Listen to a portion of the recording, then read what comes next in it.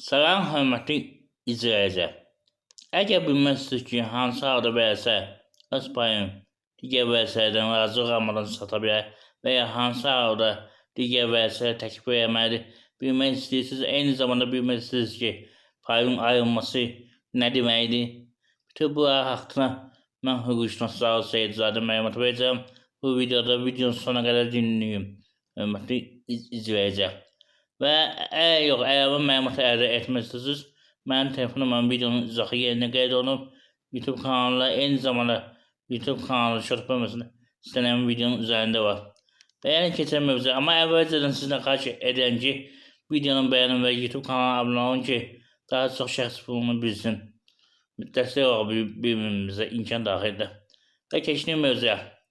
Deməli, vəsə payın satılırsa, mülkiyyət sahibi dünyasını dəyişdikdən sonra vəsə pay qəbul etmişsinizsə və evin çıxarışını almışsınızsa, mütləq qaydada digər vəsəyə məktub yazıb verməlisiniz ki, mən payımı falan qiymətə satıram. Almaq istəyirsinizmi? Bu daşınan əmlaka görə 15 gün, daşınmayan əmlaka görə 45 gündür gözləmək. Yəni daşınan əmlak dedikdə, məsələn, maşın mebel ola bilər. Bu barədə payın satılması barədə cavabı qarşı tərəfdən, yəni razıdır almağa 15 gün gözləməlisiniz. Əgər yox, evdir, bağdır, maşındır, alırsınızsa, torpaqdır, bunu satırsınızsa o halda belə deyək də, vəsəyə payın almışsınızsa və satma fikriniz varsa 45 gün gözləməlisiniz. Nəzərə alın. O ki qaldı payın bölünməsi və payın ayrılması, bunlar fərqli şeylərdir. Payın bölünməsi natural qaydada olur. Əgər natural qaydada bölünməsi mümkün deyilsə, payın ayrılması həyata keçirilir. Belə ki, payın ayrılması əgər vəsələrdən hər hansı biri paydan istifadə edə bilmirsə, mülkiyyətdən istifadə edə bilmirsə, qarşı tərəfdən kompensasiya tələb edə bilər və ya qarşı tərəf özü kompensasiya təklif edə bilər. Amma mütləq qaydada o pay olan şəxsin razılığı olmalıdır.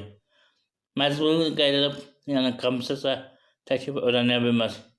Və ya digər tərəf təklif edə bilər ki, xəracə çıxarılsın və xəraclı satılsın, paya bölünsün.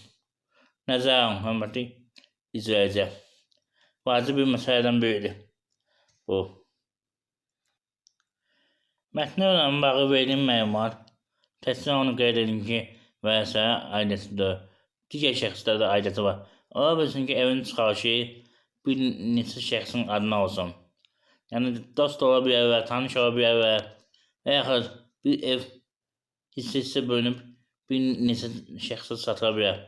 O halda da yenə əgər kimsə öz payını satmaq istəyirsə, həmin çıxarışda olan şəxslərə təklif göndərməlidir ki, mən payımı falan qiymətə satıram. Məsələn, 20 minə, 50 minə satıram, amma istəyirsə fikir buyurun. O halda da yəni ki, belə deyək də, 45 gün gözləmək lazımdır. Yenə deyəm, daşımayan əmlak üçün. Yəni ki, evdir, bağdır, maşındır. Maşına görə 15 gün, evlə bağ, obyekt, torpaq, bunlar 45 gündür. Nəzərə alın, mütləq qaydada.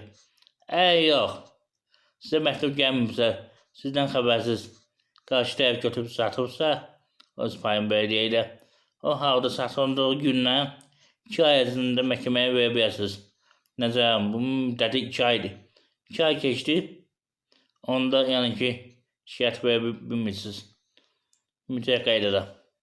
Bundan əlavə qeyd edin ki, əgər evdə qeydiyyatı olan şəxslər var, qeydiyyatı olan şəxslər mütləq razılığı olmalıdır ki, satılsın.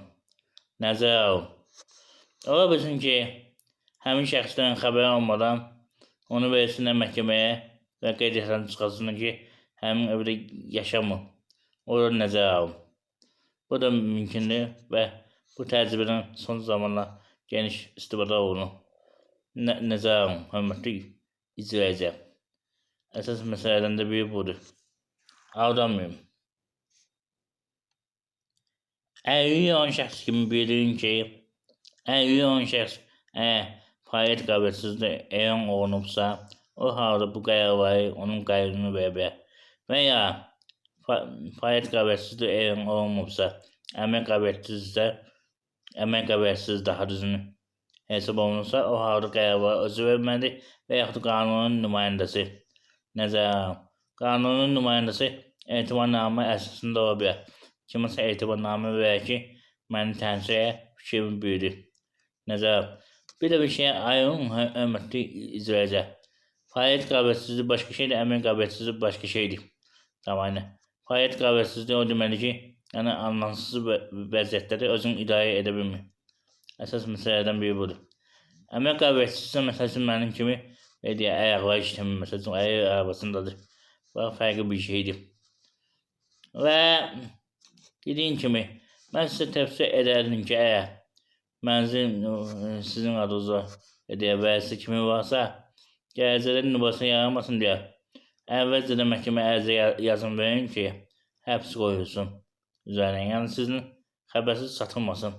Və ya həmin evdə yaşamırsınızsa, qeydiyyətsiz olursa, yenə evin üzərinə həbs qoyulması barədə məhkəməyə ərizə yazın verin, qərarət qəbul olunsun ki, sabah sizi qeydiyyatdan çıxartmasınlar. Əks halda problem ola bilər. Hörmətli izləyicilər. Sonda qeyd edin ki, ətraflı məlumat almaq üçün mənim telefon nömrəm videonun izahı yerində YouTube kanalında qeyd olunur. Eyni zamanda YouTube kanalında şort bölməsində istənilən videonun üzərində var. Bunun əlavə qeyd edin ki, şortla birlikdə 1400-dən artıq video var. Bu istər vərəsə ilə bağlı olsun, istər əməkın bölgüsü olsun, istər alqı-satqı olsun, istər bağışlanma olsun, istər sosial yardım olsun, istər pensiya olsun və digər məsələlər olsun, hamısı qeyd olunub. Baxa bilərsiniz. Bundan sonra digər videolar haqqında məlumat əldə etməsi üçün YouTube kanalına abunə olun, hörmətli izləyicilər. Mən baxıram, mənim videolarıma baxıram, minlərlə adam baxır. Amma hər 100 nəfərdən bir nəfər abunə olur. Bu da çox azdır, hörmətli izləyicilər. Gəlin abunə sayını artıraq. Abunə sayını artıraq ki, hamı bilsin imkan daxilində. Xüsusilə videonu bəyənin imkan daxilində. Vacib bir məsələdir. Mən də yəni belə deyəcəm, telefona hüquqi məsləhəti verməklə dolanıram. Bayaq məlumat verdim, mən özüm də əyri olan şəxsən əyri arabasındayam. Yəni əsas gəlir belə deyəcəm. Bir pensiyada bir məsləhəti verməkdir. Eyni zamanda ərizələri də yazıb e-mail, WhatsApp ünvanını göndərəm. Arzu edən şəxslər üçün. Buyurun müraciət edə bilərsiniz. Kimin nə sualı varsa, WhatsApp səsinə göndərsin. Suallara cavab verəcəm. Bir daha qeyd edirəm, YouTube kanalına abunə olan şəxslər üçün telefona hüquqi məsləhətin verilməsi 10 manatdır. Nəzərə alın, hörmətli izləyicilər. Yəni ki, bu dəqiqə verdiyi 10 manata heç yerdə məsləhət yoxdur. Amma mən bunu belə eləmişəm ki, insanların vəziyyətini başa düşən imkanları yoxdur ona görə. Diqqətinizə görə sağ olun.